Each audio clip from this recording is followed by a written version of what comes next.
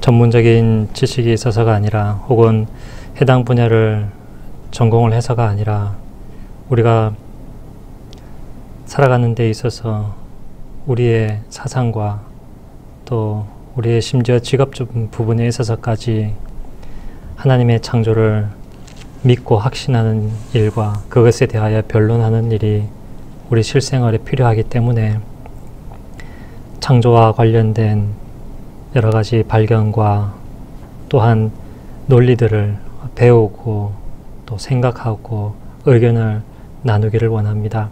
하나님께서 우리에게 지혜를 주시옵고 또 우리가 부족한 것, 우리 스스로 해결하지 못하는 것, 하나님께서 필요한 사람과 또한 기회와 또한 좋은 지혜를 연결시켜 주셔서 우리가 풀어야 될 문제를 풀어나갈 수 있게 도와주시기를 바랍니다.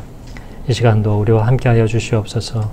예수님의 이름으로 기도드립니다. 아멘.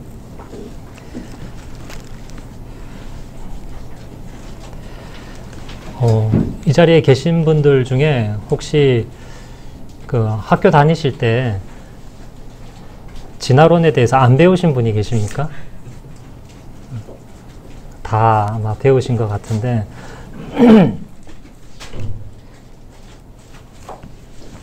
요즘 분위기가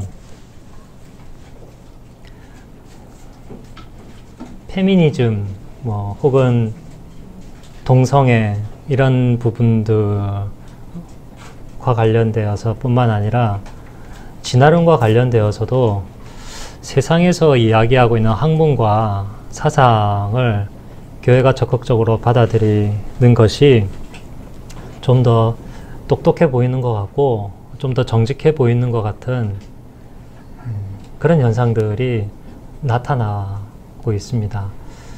그래서 어떤 분들은 동성애에 대해서도 교회가 적극적으로 열어야 된다 이렇게 얘기하는 분들도 계시기도 한 형편인데요.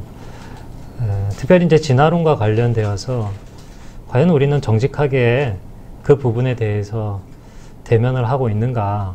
단순히 진화론과 창조론의 있던 대결 구도에서가 아니라 뭐가 정말 참 진리인가에 대해서 우리가 정직하게 대면하려는 용기와 또 열심들이 있느냐 하는 질문들을 해볼 필요가 있을 것 같습니다.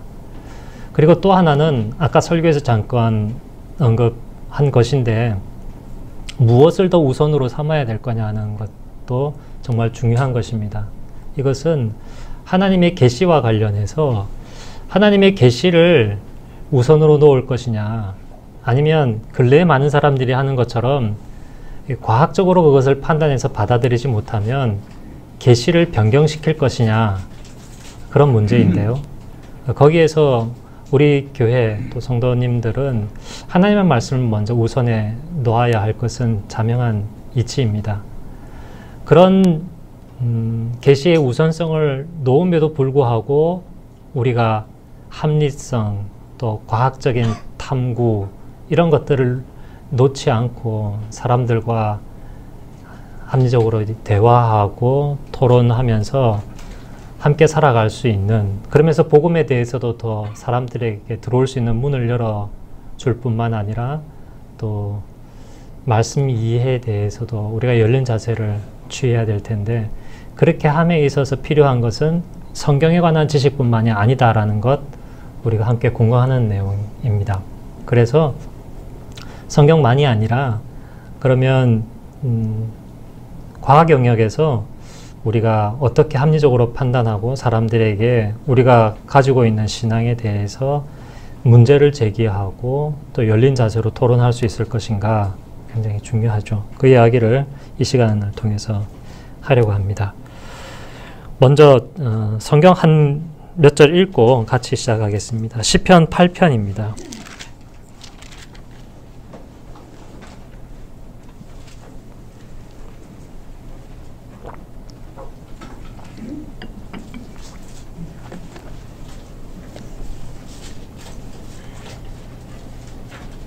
시편 8편 1절부터 9절까지 함께 교독하시겠습니다. 여호와 우리 주여, 주의 이름이 온 땅에 어찌 그리 아름다운지요. 주의 영광이 하늘을 덮었나이다.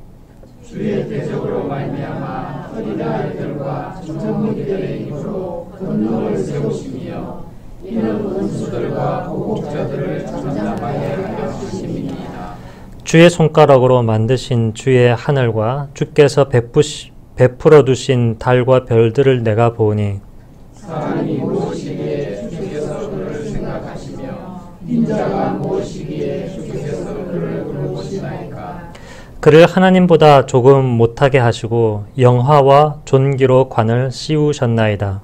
주의 손으로 만드신 것을 다스리게 하시고 만물을 그의 발 아래 주셨으니 곧 모든 새와 양과 들 짐승이며 공중의 새와 바다의 물고기와 바닷길에 다니는 것이니라. 같이 읽겠습니다. 여호와 우리 주여, 주의 이름이 온 땅에 어찌 그리 아름다운지요. 진화론의 증거의 몇 가지 문제점에 대해서 우리가 생각하는 시간을 가지기로 하겠습니다.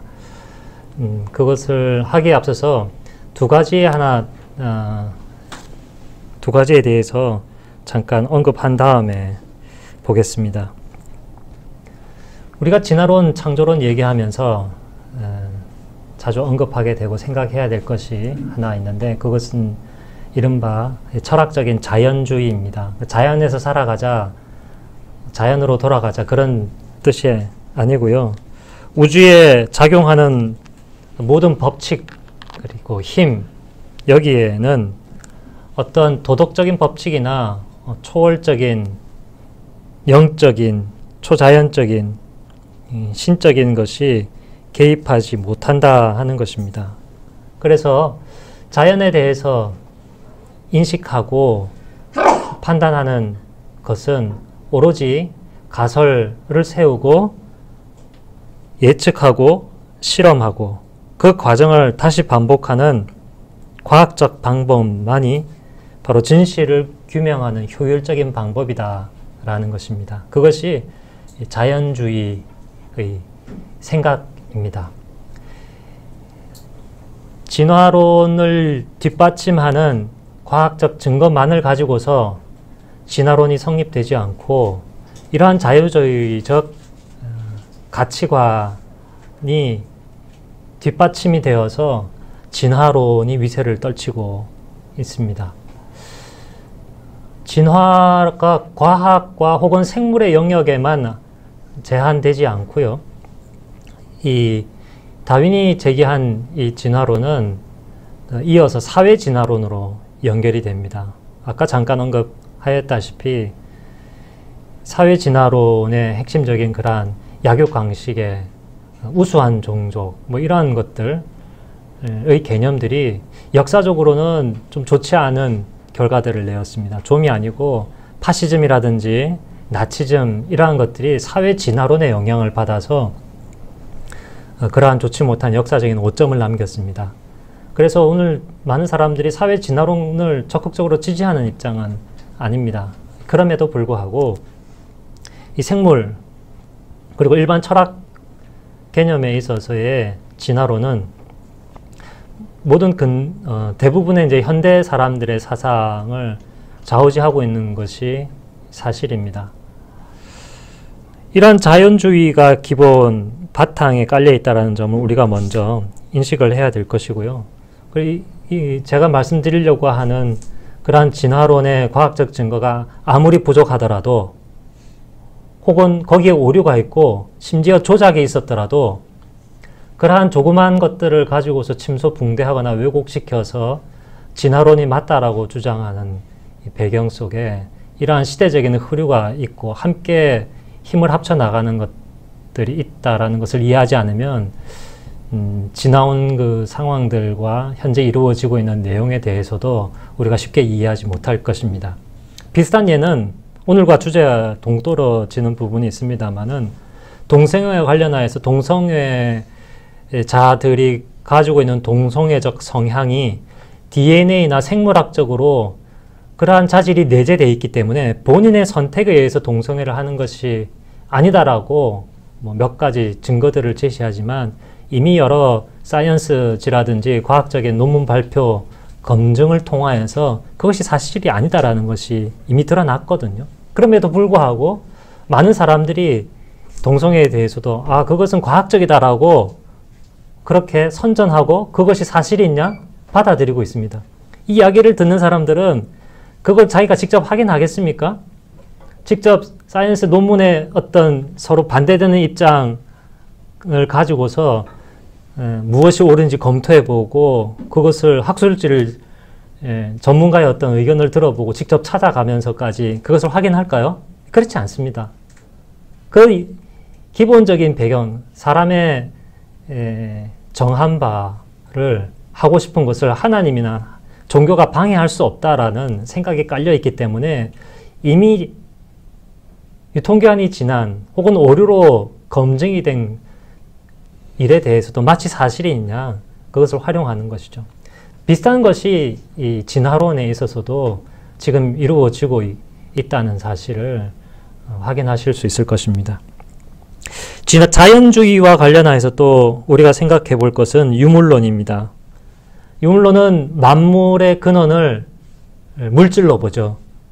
우리는 하나님이 영원 전부터 스스로 존재하시는 분으로 그렇게 믿고 있는데 그것처럼 유물론은 하나님 혹은 정신 이런 것이 아니라 물질 자체가 영원 전부터 있었고 또 영원히 존재한다 그렇게 주장을 하고 있습니다. 모든 정신 현상까지도 물질의 작용이나 그 산물이라고 그렇게 주장하는 것이 유물론적인 가책 생각이죠. 세계의 근본이 되는 실제는 정신관념이 아니라 의식이 외부에 그것과는 독립하여 존재하는 것이다 라고 주장을 합니다. 이러한 주장들이 아까 말씀드렸다시피 휴미나 그리고 다윈에 이르기 전까지는 힘을 얻지 못했습니다. 대부분의 유신론자 과학자들이나 철학가들이 아무리 과학적인 현상이나 또 논리적인 것을 가지고서 교회의 신조를, 교리를 무너뜨리려 한 일들이 있었을지라도 그래도 천지를 창조하신 분은 하나님이다라는 생각을 가지고 있었고 그에 반하는 것을 쉽게 말하지 못했는데 그것들을 이러한 휴미라든지 다윈 같은 사람들이 논리적인 어떤 말이나 그리고 그들이 주장하는 증거를 가지고서 깨었던 것이죠. 찰스 다윈으로 말씀드릴 것 같으면 영국 생물학자입니다. 지질학을 전공한 사람이기도 했습니다. 1859년 종의 기원에서 그가 우리가 알고 있는 그 진화론을 발표했습니다. 종의 기원이라는 말 제목에서도 나타나듯이 모든 생명체는 하나의 기원이 있어서 그 기원으로부터 여러 다양한 생명체가 발현되었고 나타났다. 지금까지 존재하고 있다라는 것이죠. 그렇게 할 수 있었던 것은 진화를 통해서 된 것이다.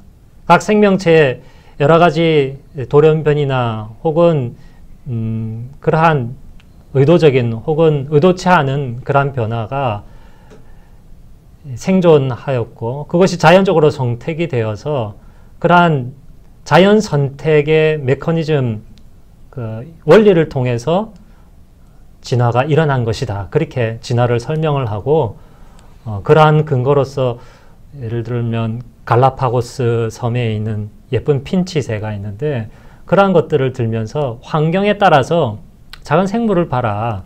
그 부리의 길이나 넓이 이런 것도 변하지 않느냐 하면서 한 개체 내의 어떤 변화가 작은 개체 내의 진화, 변화뿐만이 아니라 그것을 넘어서 훨씬 더 넓은 영역에 있어서의 진화를 이끌어낸다라고 주장을 하게 된 것이죠.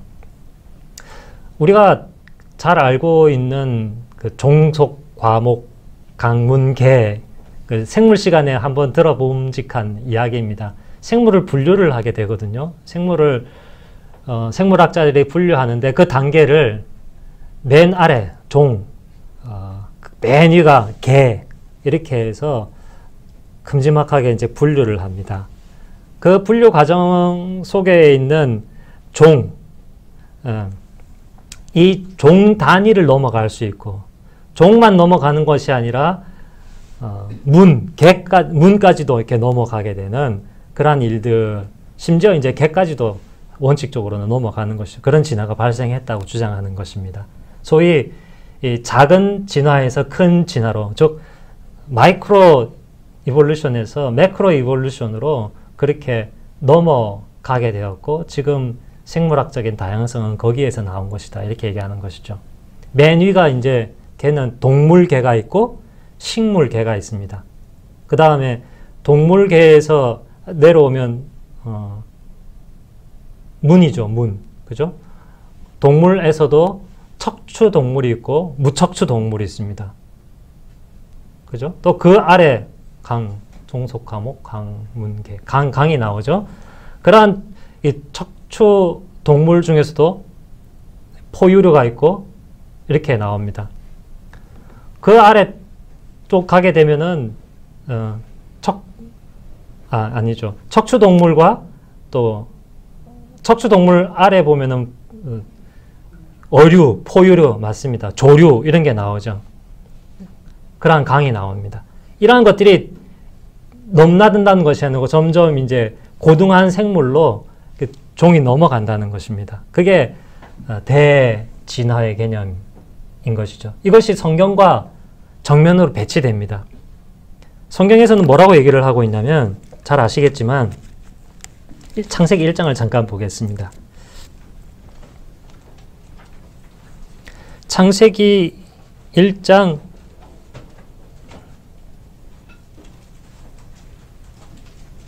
21절에 보시면요, 모든 생물을 그 종류대로, 날개 있는 모든 새를 그 종류대로, 큰 바다 짐승 물에서 번성하여 움직인 모든 생물을 종류대로 창조했다라고 나오고 있습니다. 그리고 또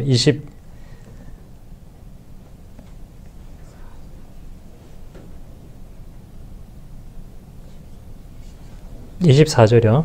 네, 24절. 땅은 생물을 그 종류대로, 가축과 기는 것과 땅의 짐승을 종류대로, 각각 종류대로 만들었습니다. 그 다음에 11절을 보시죠. 풀과 씨 맺는 채소와 각기 종류대로 씨 가진 열매 맺는 나무를 내라 하시니 그대로 되었다 하여서, 이 종류가 종과, 적어도 종과 종 사이의 구분은 확실히 일어나는 것으로 우리가 해석할 수 있는 것입니다. 물론 이 해석을 유신 진화론자들은 다르게 받아들이겠죠. 그렇게 진화를 통하여서 이렇게 종류대로 만든 것이다, 그렇게 해석을 하면 어떻게 되겠습니까? 그죠? 너무 그렇게 문자적으로 매여 있지 말고 진화의 개념이 하나님의 창조의 수단이다, 그렇게 말할 수 있지 않느냐, 그렇게 주장할 수 있겠죠. 그게 제가 다음 주에 함께 말씀드릴 유신 진화론자들의 그러한 내용입니다.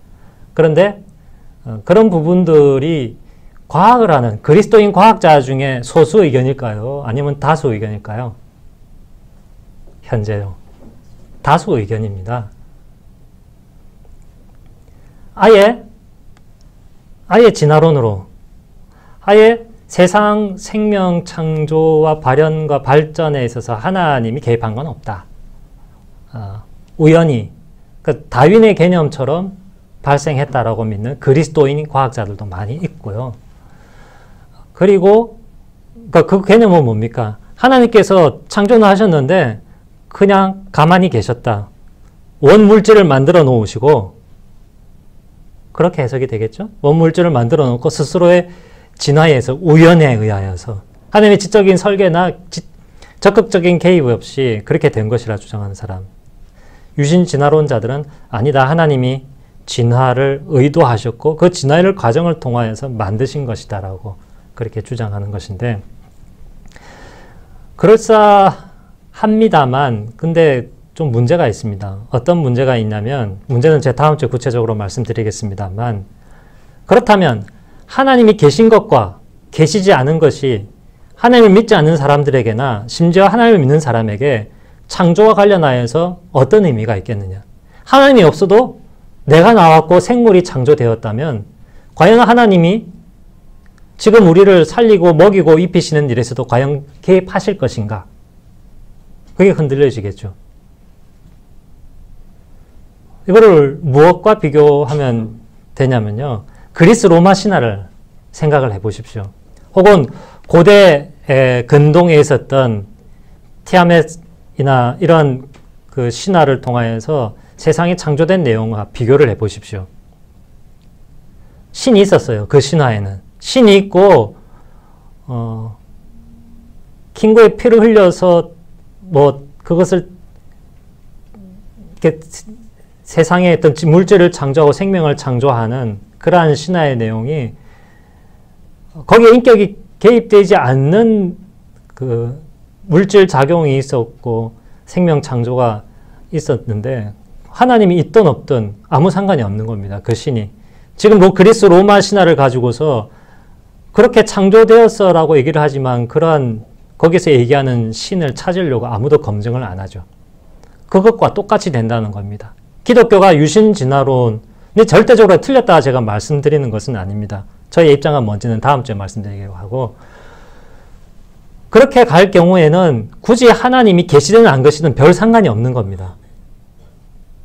과학의 세상에 하나님이 개입하실 여지가 없기 때문에 신앙적인 영적인 부분들은 철저히 그렇게 당신들의 내면에만 가둬두고 과학은 과학대로 그냥 가겠다. 세상은 세상대로 가겠다. 그것을 유신 진화론은 극복을 해야 됩니다. 거기에 대한 많은 생각들을 하고 이야기를 하겠죠. 이제 그것들은 제가 다음 주에 다른 것과 함께 말씀을 드리겠습니다. 진화론은 여하간 종과 종 사이에, 크게는 개 사이에도 그렇게 진화가 일어났다라고 주장을 하는 것입니다. 저도 제가 어저께 제 아들이 보는 학교에 생물학 교과서에 나오는 내용을 봤는데요. 제가 졸업을 87년에 했거든요. 그러니까 몇 년이 흘렀습니까? 거진 그죠? 조금 많이 흘렀죠. 30년. 그 기간 동안에 바뀐 게 있냐? 생물학 교과서에 바뀐 게 없더라고요. 그대로 하고 있습니다. 그리고 실제로 저도 생물 관련 과목을 전공을 했지만 진화와 관련하여서 대학이나 또 고등학교에서 가르치는 것들은 그렇게 자세하지 않습니다. 진화 생물학을 전공하는 사람이라야 이제 구체적으로 내용을 보는 것이죠. 그리고 각 생물학의 각 분야의 진화와 걸쳐 있는 관련된 부분들만 하나하나 확인할 뿐이죠. 유전학이라든지 뭐 발생학이라든지 해부학이라든지 뭐 그 부분만 이렇게 보는 것이지, 진화와 관련하여서 총체적인 근거들을, 과학적인 자료들을 보고 판단하는 일들은 그 세부 분야에만 전공하는 사람이 하는 것이지, 일반적인 사람들은 역사적으로 일반적으로 알려져 있는 내용만 계속 되풀이하고 반복할 뿐입니다. 미국 교과서하고 한국 교과서를 비교해 보면 미국 교과서는 그래도 좀 더 개정된 내용들을 담고 있는데, 제가 어저께 본 바로는 물론 한 권밖에 보지는 않았습니다만은 개정된 내용을 별로 싣고 있지 않습니다. 미국은 창조론이나 진화론을 가지고 법정에서 크게 2차례 이상 다투었을 정도로 매우 그 논쟁이 치열하기 때문에 과학적인 무시 못할 것들이 있으면 교과서에 실어야 하겠죠. 근데 대개 10건 중에 한 8건은 그러한 개정된 내용이나 주의사항을 미국 교과서에 싣고 있지 않는다고 합니다. 한국은 더할 나위 없고요. 그래서 예전부터 여러분들 공부하신 내용이나 제가 학교에서 배웠던 내용이나 지금 중고등학교 다니고 있는 학생들이 배우고 있는 내용이나 거의 비슷하다, 대동소이하다 이렇게 보셔도 무관합니다. 그런 우리들에게 인상에 깊이 남겨있는 진화론을 지지하는 몇 가지 증거들이 있는데, 그 증거들이 과연 과학적으로 타당하냐, 온전한 것이냐에 대해서 우리가 살펴볼 필요가 있습니다. 첫 번째로 우리 머릿속에 남아있는 것은 무기물질이 유기물질로 변환된다는 겁니다. 스탠리 밀러라는 사람인데요. 세상이 이제 처음 생겨났을 때 원시 상태의 대기를 추측을 했습니다. 그래서 그 원시 대기 상태의 그 대기 원소의 요소는 스탠리 밀러가 결정한 것이 아니고 그 이전에 다른 과학자가 이러이러할 것이다 라는 것을 추정을 했고, 그것을 스탠리 밀러가 받아가지고 그것을 실험실 안에서 구현해 본 거죠. 원시 상태로 돌아갈 수 없으니까. 그러니까 실험실 안에 목이 그 길다란 플라스크를 넣고 그 안에 물을 넣고 원시 대기를 집어넣은 다음에 전기 자극을 가했던 거죠. 그렇게 해서 무기물질에서 유기물을 구성하고 있는 그러한 물체가 없는 상태에서 그런 무기물질에서 유기물이 나올 수 있느냐를 실험했는데, 그 원시 대기 상태로 잡았던 것이 무엇이냐면 메탄가스라든지, 유기물에는 또 질소가 들어가니까 암모니아라든지 수증기라든지, 또 중요한 게 뭐가 있습니까? 탄소 들어갔으니까 수소가스, 이렇게 4가지를 집어넣어서 실험을 했습니다. 실험을 했더니 제가 거기까지는 기억이 안 나는데 아미노산이 나왔어요. 아미노산은 잘 아시겠지만 단백질을 구성하는 기본 물질입니다. 아미노산 여러 갈래가 수십 개 이렇게 합쳐지면 그것도 제대로 합쳐져야죠. 순서대로 맞아요. 구조도 잘 맞아야 됩니다. 그냥 아무렇게 넣는다고 되는 게 아닙니다. 그것도 엄청난 일입니다. 아미노산이 단백질 되는 일도. 그것이 전기적인 배열이 또 단백질을 구성해서 생명 형상을, 세포를 구성할 수 있는 정도의 단백질로 만들어지고, 그 단백질이 각종 효소를 만들어내고 채소의 생명 동화작용 반응을 일으킬 수 있는 여러 기관을 만들어내는 세포로 또 자연스럽게 만들어져 가는 거죠. 그게 아메바가 처음에 그렇게 주장을 하죠. 그러려면 무기물질에서 유기물질이 나오고, 그러려면 아미노산이 먼저 나와야 되는 겁니다. 그런데 실험을 했더니 아미노산이 나온 거예요. 근데 이것을 보면서 우리가 사람들이 봐라, 무기물질에서 자연적으로 생명체가 나올 수 있는 전구물질이 있지 않느냐, 그렇게 주장을 합니다. 그런데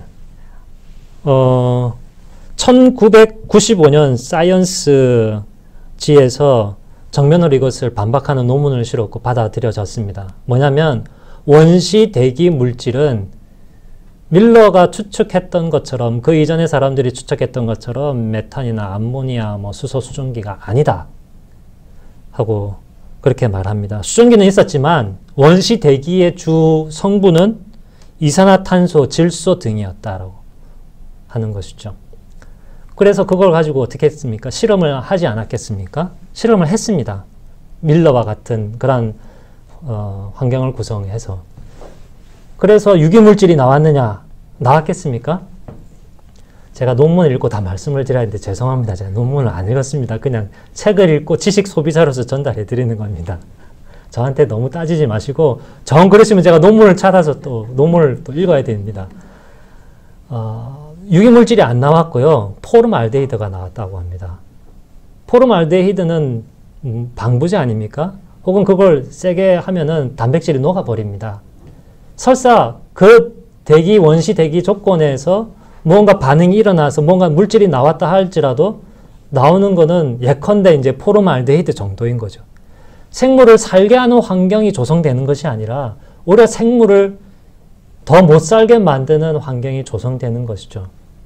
물론 성경이 그 내용을 말하는 것은 아니겠지만 땅이 혼돈하고 공허하다라고 하는 그러한 내용들 그 자체, 원시대기, 하나님이 개입하지 않았더라도 그 원시대기에서 그러한 유기물질이 나올 수 있느냐? 나올 수 없다라는 것입니다. 사람들은 그러면 그런 원시 물질 말고 다른 것들 통하여서 원시 생명체가 나오고 발현되지 않겠느냐, 이런 얘기를 합니다. 그 중에 요즘 인기를 끄는 것 중에 하나는 RNA입니다. DNA를 만들길 RNA가 있어야 되거든요. 그것이 있어서 전구 물질이 되어 가지고 여러 생명체를 내었을 거라고 얘기를 하는데, 제가 옛날에 생화학 실험실에서 DNA 가지고 실험할 때 DNA가 잘 깨집니다. DNA가 왜 잘 깨어지냐면 온도에 민감합니다. 그리고 그거를 이제 손으로 못 만지게 합니다. 뭐 이렇게 비닐 장갑, 고무 장갑, 비닐 장갑 같은 거 실험 끼고 만져야 됩니다. 뭐냐면 손에 이제 땀이 나지 않습니까? 땀 안에는 여러 가지 물질이 있는데 그 중에 이제 분해 효소 같은 것도 많이 들어 있습니다. RNA 같은 거는 거기에 이제 쥐약입니다. 조금만 닿아도 금방 변성이 되고 상해버립니다. 하물며 굉장히 열악하고 생명이 살지 못하는 극한 조건에서 그 RNA가 생물의 전구 물질이 되고 제대로 조작하고 생명의 다양성을 표출해낼 수 있었다라고 추측하는 것은 이론적 가설로는 만들 수 있습니다. 이론이라고 제시는 할 수 있습니다만 과학으로서는 성립이 안 되죠. 우리가 철학에서 얘기하는 무엇이 과학이냐 했을 때 적어도 과학이 되려면은 몇 가지 전제 조건들이 있습니다. 과학적이라고 할 때. 그냥 설만 추측만 한다고 해서 되는 게 아닙니다. 몇 가지 전제는 뭐냐면 재현 가능해야 됩니다. 반복적으로 그것이 재현되어야 합니다. 그리고 실험을 통해서 검증이 되어야 됩니다. 그것만 갖고도 또 안 됩니다. 설명할 수 있어야 됩니다. 어떤 작동 원리에 의해서 그렇게 된 것인지. 따라서 재현되고 설명되니까 예측할 수 있는 거죠. 그러한 것들은 무엇을 통해서 이루어집니까? 관찰할 수 있고 측정할 수 있는 것들을 통하여서 나타납니다. 그런데 밀러의 실험을 한번 생각해 보십시오. 그것을 모방했을 수 있으나 그것이 과연 진짜 대기의 구성 물질이었다고 확정할 수 있는 근거가 지금 아무것도 없거든요. 주장은 할 수 있지만 그것을 실험적으로 확정적으로 모르지 않습니까? 그때로 가지 않았기 때문에, 이미 많은 세월이 지났기 때문에 볼 수도 없고 확정할 수도 없는 상황입니다. 그나마 만든 것도 설명이 안 됩니다. 그러니까 스탠리 밀러의 그 실험을 진화론의 과학적 증거라고 주장할 수 있는 근거가 아니 되는 것이죠. 그럼에도 불구하고 이것을 교과서에는 실어야 되겠으니 진화론을 얘기를 하려고 하니까 그걸 그냥 실는데, 그래도 양심이 있는 사람들은 어떻게 실습니까? 그림을 딱 그려놓고 설명하고 각주 해놓고서 원시 대기의 상태는 밀러가 실험했던 그 물질은 아니었다. 그렇게 나오는 거죠. 그럼 그거 실으면 어떻게 됩니까? 이걸 왜 실었어? 이 내용을 교과서에. 그런 얘기 나올 수 있지 않습니까? 그러니까 복잡하니까 과학이라는 건 사실 정직한 활동이지 않습니까? 그게 아니고 정말 과학적인 것을 얘기하려고 하는 것이 아니라 진화론을 얘기를 하려다 하다 보니 그것을 얘기를 하는 겁니다. 그러면 과학적으로 얘기를 하려면 과학이 아니더라도 그것을 추측하고 설명하는 가설을 얘기하려면 어떻게 해야 됩니까? 균형을 맞춰야 되지 않습니까? 근데 균형을 안 맞추는 거죠. 진화론, 자연주의와 유물론에 입각한 것만, 그것을 지지하는 듯한 실험만 보여주고 그것도 왜곡하거나 빠뜨리고서 창조론과 관련된 그러한 것들에 대해서는 빼는 거죠. 합리적이지 않다는 것이죠. 그걸 그냥 우리가 받아들이고 있다는 거죠. 첫 번째, 진화론에 대한 증거에 대해서 문제 제기입니다. 두 번째는 여러분 다윈이, 제가 사진을 아까 출력하려다가 출력을 못했습니다. 다시 그림을 하나 그렸습니다. 종의 기원 책에다가 손으로 이렇게 나무를 그렸습니다. 나무 모양을. 나무는 뿌리가 있고 원줄기가 나오고 그 다음에 가지가 이렇게 쫙쫙 뻗어나가지 않습니까? 다윈의 진화론의 주장 중요한 것은 원 생명체로부터 여러 생명들이 진화해서 발전했다는 겁니다. 하등 생물에서 고등 생물로 다양하게. 그러니까 아래 한 뿌리로부터 가지가 이제 자라면서 쭉쭉쭉 뻗어져 나가기를 시작하는 겁니다. 그것을 다윈의 개통수라고 합니다. 나무 숫자를 써가지고 개통을 얘기를 하는 거죠. 그럼 오늘날, 또 옛날도 그렇지만 화석이 많이 발견되지 않습니까? 이 다윈의 개통수를 딱 보면은, 우리는 그 그림을 딱 보면 여러 가지 이제 좀 자세하게 그린 그 다음 때 그림도 많이 나오는데 그 그림을 보는 순간 진화론을 안 받아들일 수가 없는 겁니다. 맞아, 생명체가 이렇게 원생명체에서 뻗어져 나왔지. 아까 말씀드렸던 것처럼 사람으로 치면 사람 종이죠. 그리고 사람 속이 있습니다. 그리고 유인은 종속과 죄송합니다. 종속과 유인은 과가 있습니다. 그런 식으로. 그 다음에 뭐 포유류, 뭐 척추동물 뭐 이렇게 가는 거죠. 그죠? 그러니까 그것을 보면서 사람이 이제 끄트머리에 쭉 있는 겁니다. 이렇게 보는 거죠. 이렇게 진화됐구나 하는 건데 이것이 화석으로는 증거가 되지 않는 거예요. 캄브리아기의 대폭발이라는 말을 오다가다 한 번쯤 들어보셨으면 직합니다. 5억 년 전에 화석을 보는데 그 화석들을 관찰해 보면 자잘한 것들, 그러니까 해파리라든지 해면이라든지 벌레가 아래 나오다가 갑자기 절지동물, 극피동물, 척색동물, 후기에는 척추동물까지 이게 개통수대로 차근차근 층이 하나하나 쌓여가지고 차례차례 나오지 않고 한꺼번에 이게 같이 나오는 겁니다. 차례대로 나와야 되고 시간을 두고 차츰차츰 쌓여야 되는데 그렇지 않고 캄브리아의 한 층이 그렇게 갑자기 고등생물들이 등장을 하는 거예요. 그래서 개통수가 논리적으로는 맞지 않다. 그 절차대로 하나라도 빠뜨리면 안 되는데 갑자기 가지가 사라진 거죠. 그래서 어떤 사람이 이렇게 표현합니다. 진화는 개통적으로 된 게 아니라 잔디처럼 됐다. 따로따로 이렇게 나타난다 하는데 제가 그 말은 도저히 무슨 말인지 이해를 못했습니다. 그래서 우리가 보고 배웠던 다윈의 진화 개통수도 매우 큰 오류가 있다 하는 겁니다. 개통수만 갖고 안 되니까 사람들이 요즘 DNA, RNA 분석하는 기법이 많이 발전했고 여러 생명체들로부터 DNA와 RNA의 유사점을 보면서 이거 봐라. 한 생명으로부터 기원하여 진화된 것이 아니냐 이렇게 주장하는데 그럼 DNA 모양이 같으면 기관도 같아야 되잖아요. 아닌 것도 있고 DNA 모양은 다른데 비슷한 기관을 가진 생명체도 있고 그러니까 증거가 일관적이어야 되고 설명 가능해야 되는데 일관적이지 않고 설명 가능하지 않으니까 증거로서 채택이 안 되는 거예요. 그래서 다윈의 진화 개통수도 논리적인 과학적인 근거를 상실하고 있다는 겁니다. 세 번째는 이게 정말 확신을 주는 그림이죠. 1800년대임에도 불구하고 그림을 굉장히 정교하게 그렸습니다. 에른스트 해켈이라고 들어보셨을지 모르겠습니다. 우리가 이제 아기를 여성들이 가지면 그 태에 이제 아기가 수정이 되고 태어나기까지 그 태아가 자라나지 않습니까? 다른 말로 생물로 치면 배아입니다. 출생하지 않은 그 태 속에 있는 생명체가 배아가 이렇게 자라납니다.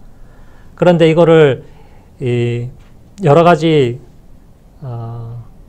척추동물을 쭉 늘어놓고 양서류, 조류, 어류, 포유류 이렇게 늘어놓습니다. 해켈이. 늘어나서 그 배아를 봤더니 여러분 머릿속에 한번 상상해 보십시오. 작은 그 태 안에 배아가 이렇게 옹크리고 있습니다. 그런데 그걸 봤더니 생선 모양 같아요. 그리고 모양이 비슷해요. 봐라. 같은 종에서 같은 원생명체에서 발현되어서 모든 생명체가 나온 증거가 각 생물의 배아에 들어있지 않느냐. 그러면서 배아 발생도를 이렇게 보입니다. 그걸 단계별로 한 3단계로 나눴어요. 초기, 중기, 그리고 이제 태어날 때 모습을. 태어날 때 모습은 다 다르죠. 물고기부터 사람이 어떻게 같을 수가 있겠습니까? 다 다른데 중기와 초기는 거의 비슷한 거예요. 그걸 보면 그런 마음이 들죠. 아, 해부학적으로, 형태적으로 그 자취가 남아있으니 다윈의 진화론이 옳지 않느냐라는 것이죠. 그런데 이미 1800년대에 해켈의 이 배아 발생도가 조작되었거나 그 오류가 있다라는 것이 드러났습니다. 무슨 말이냐면 포유류 중에 여러 동물이 있을 거 아닙니까? 예를 들면 양서류로 쳐보죠. 양서류는 도마뱀도 있고 개구리도 있고 여러 가지 있잖아요. 다른 포유류와 비교해 보니까 배아가 전혀 달라 보이는, 예를 들면 개구리 같은 거는 전혀 다르다고 합니다. 저는 확인 안 했습니다. 확인을 해봐야 되는데. 도룡뇽은 매우 비슷하대요.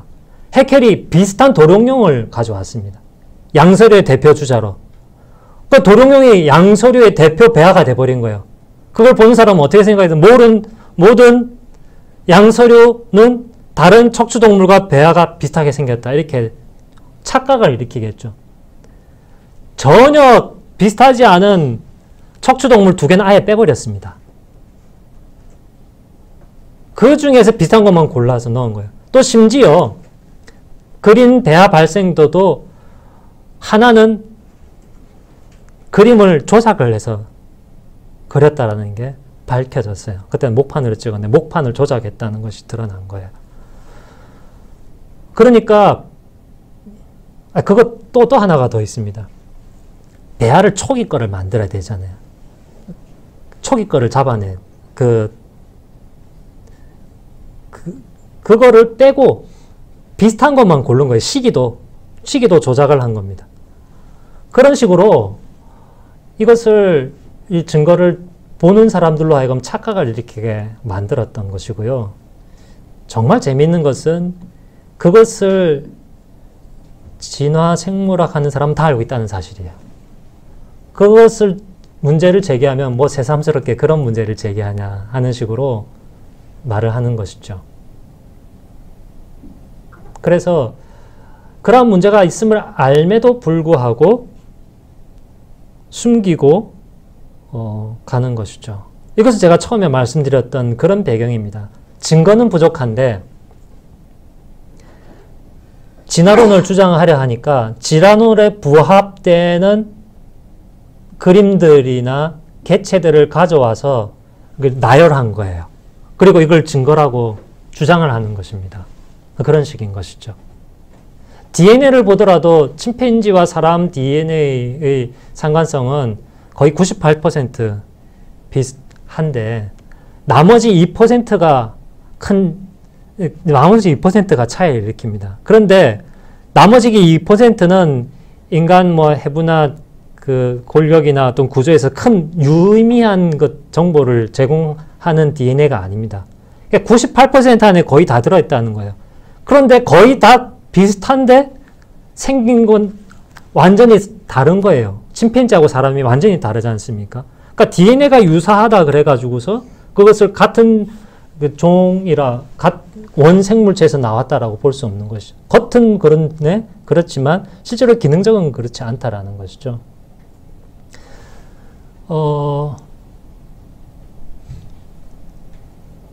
지금은 이제 그런 것들을 많이 공격하는데요.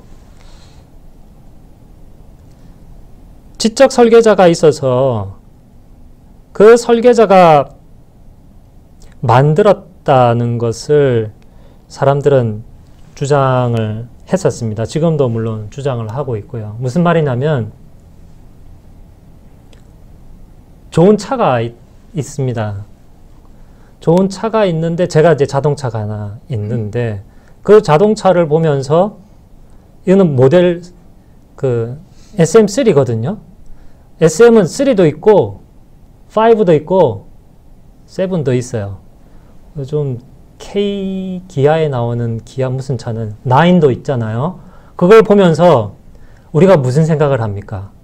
이게 진화했다고 생각하지 않죠.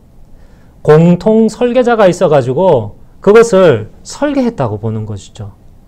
예를 들면 생물 구조를 보면 이 물갈퀴도 있고 또 이 지느러미도 있고 팔도 있고 날개도 있으면 조금 비슷하게 생긴 부분이 있잖아요. 그걸 보면서 이게 원 생명체에서 진화했다라고 말하기도 하지만 하나님 믿는 사람 입장에서는 봐라, 원래 설계자가 같으니까 설계자가 같은 것을 가지고서 그렇게 변형시켰다.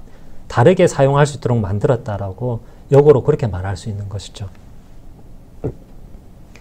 작은 저등한 기계나 물체를 보았을 때 저게 저절로 됐겠냐. 사람이 만들었으니까 하겠지. 그런데 훨씬 더 복잡한 인체를 생각해 보면, 생명체를 생각해 보면 그게 과연 그렇게 우연히 저절로 될 수 있겠느냐. 고등한 지적 설계자나 초월자가 있어서 그것을 디자인하고 관리하고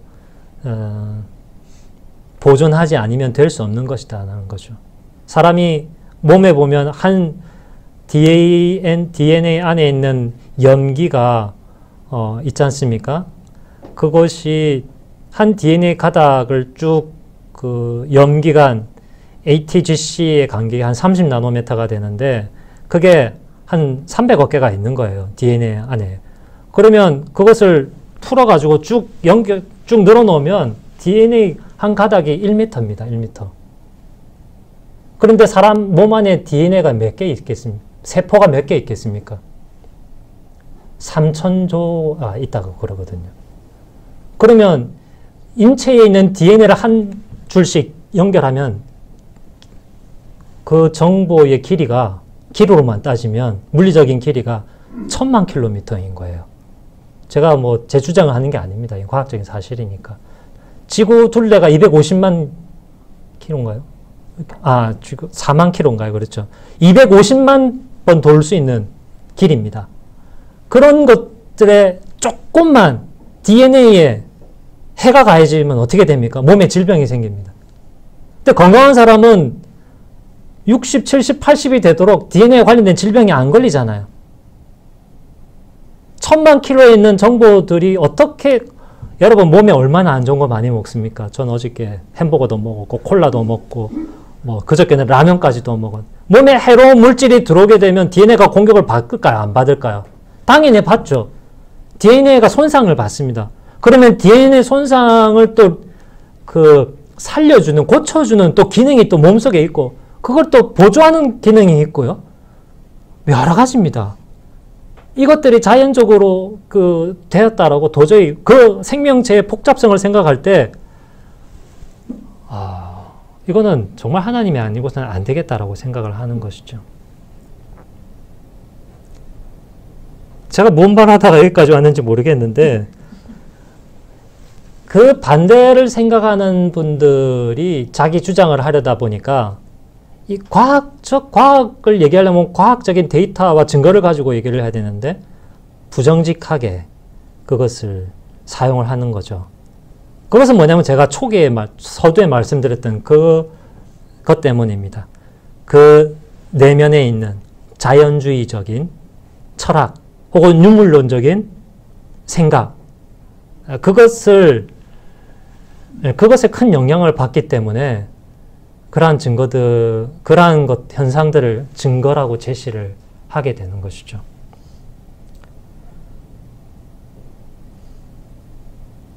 마지막 그림으로 말씀드리고 싶은 것은 화석입니다.